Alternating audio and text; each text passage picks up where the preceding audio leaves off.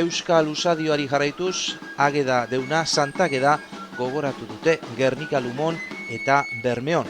Bertako ikastetxeetan batez ere. Kaleetan barrena euriari aurre eginez, Mertzede ikastetxea, San Fidel ikastola eta San Frantzisko herri ikastetxeko ikasleak harrapatu ditugu.